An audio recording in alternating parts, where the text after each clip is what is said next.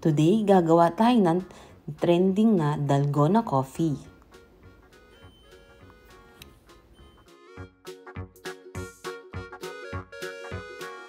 Sa listahan ng mga ingredients, please click the description box below.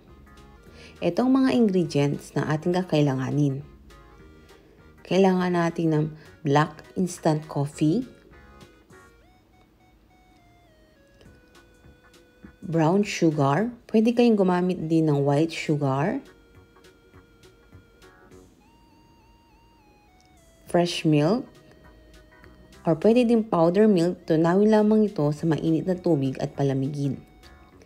Kailangan din natin dito ng hot water.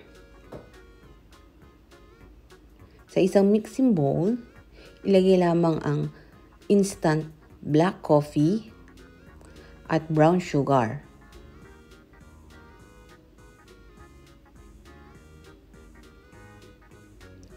I-add na din natin ang hot water.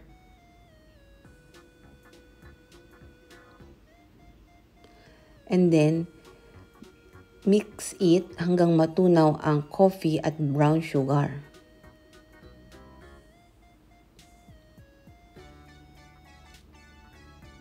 Kaya brown sugar ang ginamit ko kasi mas masarap ang brown sugar, mas malasa siya kaysa sa white sugar.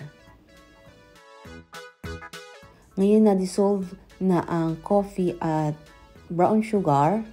Ngayon, iwis naman ito ng mabilis hanggang ma-achieve ang stiff peak na texture ng ating coffee or ng ating coffee mixture. Kung meron kayong hand mixer, pwede nyo gamitin ito para hindi kayo mangalay sa pagwiwis ng ating coffee mixture.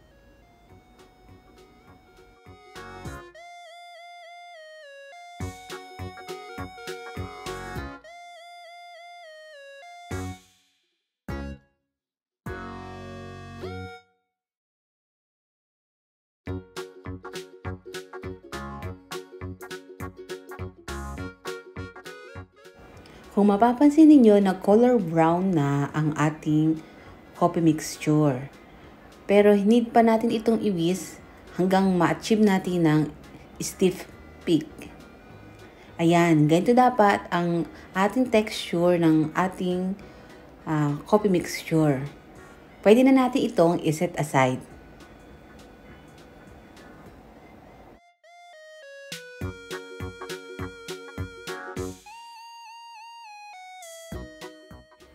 At ngayon naman, i-assemble ko ang ating baso. Maglalagay ako dito ng chocolate syrup. This is only optional. Pwede naman wala. Pero mas masarap kasi kapag may chocolate syrup. Lalagyan ko lang ng paikot ng ang ating baso ng chocolate syrup.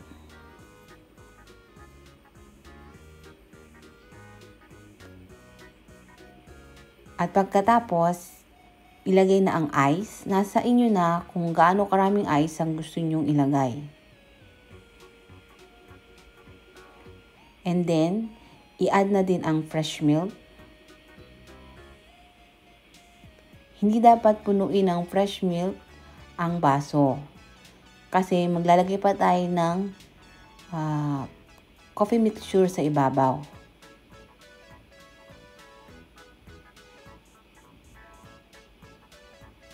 Ayan, mga ganyang karami lang dapat. And then, ilalagay na natin ang ating ginawang coffee mixture sa ibabaw. Gumamit lamang ako dito ng spatula para mas madali siyang ilagay.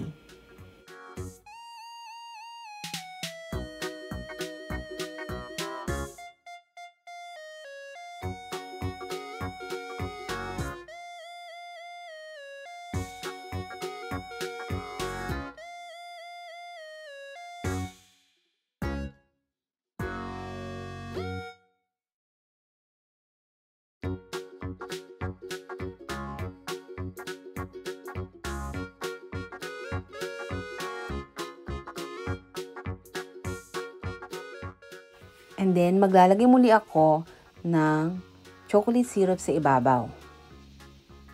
Naglagay din ako ng chocolate sa ibabaw ng ating dalgona coffee. At ito na ang ating dalgona coffee. Sana po nagustuhan nyo ang aking recipe. Please like and share this video. At kung hindi ka pa po nakaka-subscribe sa aking channel, please subscribe and hit nyo na din po ang notification bell para lagi po kayong updated sa aking bagong video. Thank you for watching. Ito po ang aming kitchen.